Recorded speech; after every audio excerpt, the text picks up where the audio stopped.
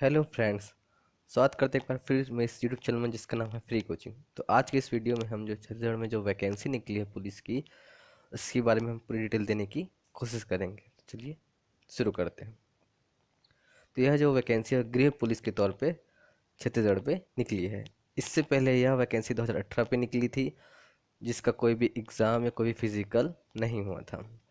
उसके बाद यह वैकेंसी 2020 में निकली है छत्तीसगढ़ पुलिस विभाग के तौर पे, जिसमें सूबेदार, उप निरीक्षक संवर्ग एवं प्लाटून कमांडर के तौर पे कुल 975 पदों पे भर्ती की जानी है। ठीक है। तो यह जो फॉर्म है हम वो www.cgpolice.government.in पे हम भर सकते हैं। और ऑनलाइन करने की जो प्रारंभिक तिथि है वह 1/10/2020 से है, जैसा कि आप यहाँ पर देख सकते हैं। ठीक है। चलिए आगे बढ़ते हैं।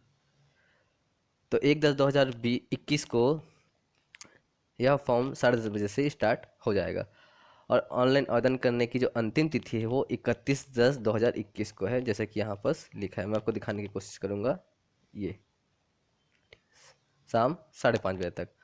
और अगर फीस और शुल्क की बात करें हम, अगर तो देखा जाए तो जनरल और ओबीसी के लिए 400 रुपये है और एसटी एससी के लिए मात्र 200 रुपये है। तो आप यहाँ पर देख सकते हैं। ठीक है। चलिए आगे बढ़ते हैं। जो 2018 में जो फॉर्म भर चुके हैं उनको सिर्फ यह फॉर्म फिर से अपडेट करना है, मतलब फॉर्मेट के तौर पे फिर से अपडेट करना है। उनको कोई भी शुल्क नहीं लगेगा। उनको फिर से फॉर्म भरना पड़ेगा लेकिन शुल्क नहीं देना पड़ेगा। तो हम आगे पोस्ट की बात करते हैं।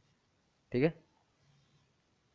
कौन कौन से पोस्ट इस पे है, तो जैसा कि यहाँ पर दिखा जा रहा है, सूबेदार के लिए जनरल के लिए 24 पोस्ट है, एसटी के लिए 7 है, एससी के लिए 19 है, ओबीसी के लिए 8 है। उप निरीक्षक के लिए 242 पोस्ट है, एसटी के लिए 69 पोस्ट है, एससी के लिए 185 पोस्ट है और ओबीसी के लिए 81 पोस्ट है। उप निरीक्षक के लिए विशेष शाखा के तौर पे जनरल के लिए 29 पोस्ट है, एसटी के लिए 8 पोस्ट है, एससी के लिए 22 पोस्ट है और ओबीसी के लिए 10 पोस्ट है। प्लाटून कमांडर के तौर पे जनरल के लिए 100 पोस्ट है, एसटी के लिए 29 पोस्ट है, एससी के लिए 84 पोस्ट है और ओबीसी के लिए 34 पोस्ट है। ठीक है। उप निरीक्षक अंगुल चिन्ह, उसके लिए जनरल के लिए 3 पोस्ट है, एसटी के लिए 1 पोस्ट है, एससी के लिए 1 पोस्ट है, ओबीसी के लिए 1 पोस्ट है। उप निरीक्षक प्रश्नाधीन दस्तावेज, उसके लिए जनरल के लिए 1 पोस्ट है, एसटी के लिए कोई पोस्ट नहीं है, एससी के लिए 1 पोस्ट है, ओबीसी के लिए 1 पोस्ट है। उप निरीक्षक कंप्यूटर के लिए 2 पोस्ट है, जनरल के लिए, एसटी के लिए पोस्ट नहीं है, एससी के लिए 3 पोस्ट है और ओबीसी के लिए 1 पोस्ट है। उप निरीक्षक रेडियो के लिए जनरल के लिए 4 पोस्ट है, एसटी के लिए 1 पोस्ट है, एससी के लिए 3 पोस्ट है, ओबीसी के लिए 1 पोस्ट है। चलिए आगे बढ़ते हैं। जो 2018 है उस पर 655 पद निकले हुए थे पहले, तो उसको नवीनीकृत करके 975 पोस्ट निकाला गया है 2021 में। यह पोस्ट कोई परफेक्ट नहीं होता, ज़्यादा बढ़ सकता है, तो कृपया आप अपने तैयारी पे ध्यान दें। ठीक है। चलिए आगे बढ़ते हैं।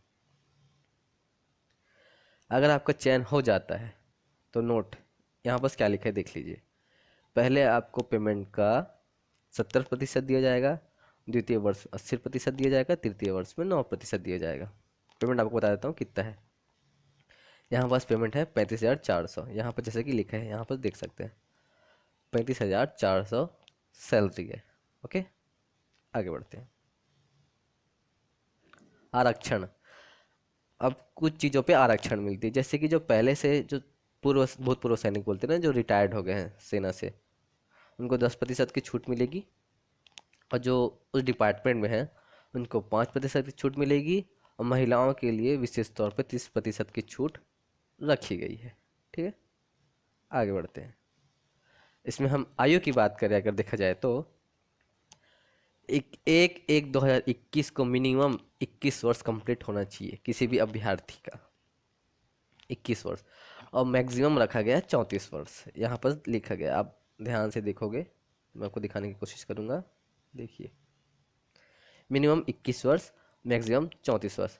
ST SC और OBC के लिए 5 वर्ष की छूट दी गई है, यहाँ साफ तौर पे लिखा गया है, ठीक है, जिसको आप ध्यान से पढ़ लीजिएगा। आगे बढ़ते हैं।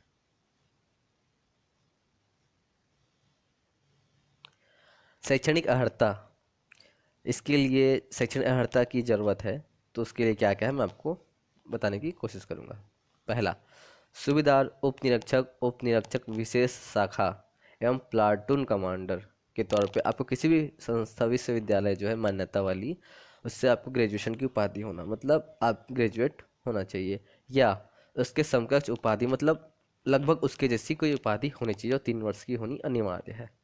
तब आप सूबेदार, उप निरीक्षक या उप निरीक्षक विशेष शाखा या प्लाटून कमांडर की पद के लिए आप चयनित हो पाएंगे। दूसरा, उप निरीक्षक अंगुल चिन्ह या उप निरीक्षक प्रश्नाधीन दस्तावेज, ठीक है, इसके लिए किसी भी विश्वविद्यालय से गणित, भौतिक शास्त्र और रसायन शास्त्र, मतलब फिजिक्स, केमिस्ट्री और मैथ्स, ठीक है, में ग्रेजुएशन होना है, जैसे कि BSc, आमतौर पे BSc इसके अंदर आता है, या उसके समकक्ष कोई प्राप्त डिग्री, या 3 साल के आपने जो इंजीनियरिंग वगैरह जो होती है ना, जो मैथ्स बैकग्राउंड से, उसमें ये सारी चीज़ें आ जाती है, तो 3 साल का कम से कम आपको किसी न किसी मान्यता प्राप्त से ग्रेजुएट होना चाहिए, या उसके लगभग का कोई उपाधि प्राप्त होना चाहिए, ठीक है। तीसरा, उप निरीक्षक कंप्यूटर, इसके लिए आपको किसी भी विश्वविद्यालय से कंप्यूटर एप्लीकेशन के BCA, देखो यहाँ पर लिखा हुआ है ना, कंप्यूटर एप्लीकेशन BCA, ठीक है, या BSc कंप्यूटर, कंप्यूटर साइंस या BSc, इस टाइप की एक उपाधि होती है, या उसके समकक्ष कोई उपाधि प्राप्त होनी चाहिए जो 3 वर्ष की हो, जो ग्रेजुएशन के तौर पे हो, ठीक है। चलिए आगे बढ़ते हैं।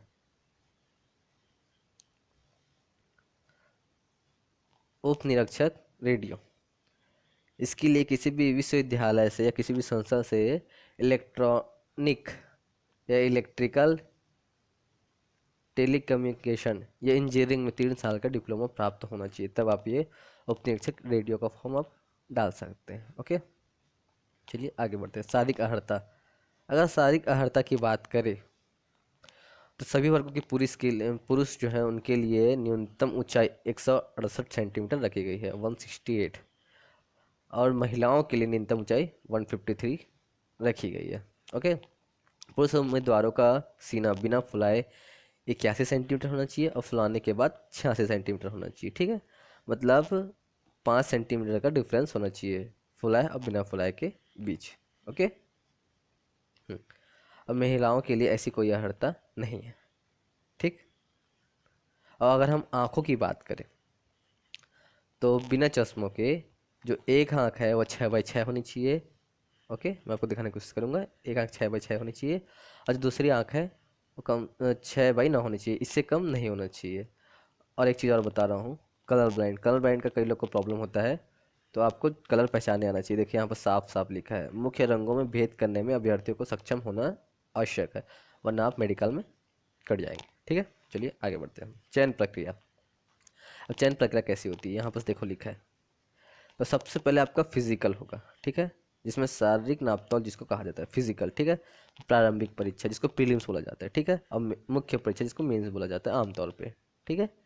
तो पहले फिजिकल होगा, फिर प्रारंभिक परीक्षा होगा, फिर मुख्य परीक्षा होगा, उसके बाद शारीरिक दक्षता मतलब मेडिकल, ठीक। उसके बाद आपका साक्षात्कार सम्मिलित है, साक्षात्कार सम्मिलित है मतलब आपके जो डिग्रियां हैं या आपने जिसके थ्रू अपने फॉर्म भरा है उसका सत्यापन होगा, उसके बाद आपका चयन होगा। ये चयन की प्रक्रिया है, ठीक।